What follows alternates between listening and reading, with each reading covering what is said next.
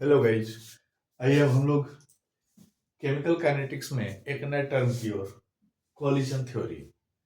Collision theory reaction के लिए बताया गया था कि how reaction takes place in case of chemical kinetics. Collision theory Max Trautz और विलियम लुइस ने बताया।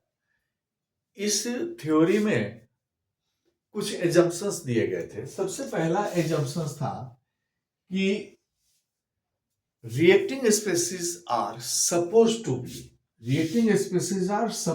to be of hard sphere. कोई भी रिएक्टिंग स्पेसीज जो है उसको मान लिया गया था कि वो एक हार्ड स्फीयर है।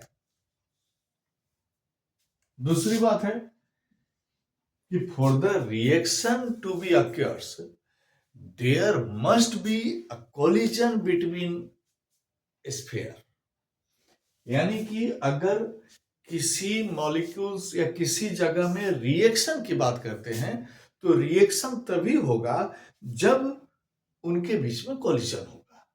ये दूसरी बात थी। तो पहली बात थी कि वो हार्ड स्फीयर्स होते हैं, नॉट ओनली वन स्फीयर्स। अगर रिएक्टिंग मॉलिक्यूल्स की बात करें तो there large number of spheres and collision between them takes place continuously. There is continuously collision takes place between them. लेकिन एक बात और है जो थर्ड में बोला गया था कि only a certain fraction of this collision changes into product, and that collision is called, third number में उसको बोला गया था इफेक्टिव कोलिजन। ये बहुत ही छोटा फ्रैक्शन होता है टोटल फ्रैक्शन का, यानी कि अगर हार्ड स्फीयर है कोलिजन भी होगा, फिर भी उस पूरे कोलिजन का बहुत स्मॉल अमाउंट जो है वो प्रोडक्ट बनाएगा, और उस कोलिजन जिस कोलिजन में हम लोग को प्रोडक्ट मिलेगा that collision is called effective collision.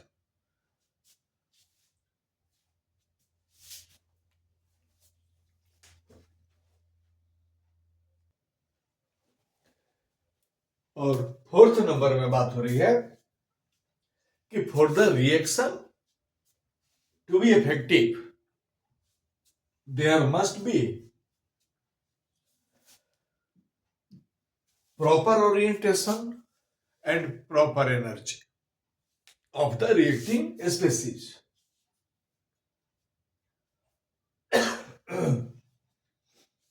तो ये चार इसका बेसिक रूल लॉज है। फर्स्ट हो गया कि इस हार्ड स्फीयर है, दूसरा इसके बीच में कंटिन्यूअस कोलिजन है, तीसरा है कि बहुत certain amount of collision changes into product, that is called effective collision.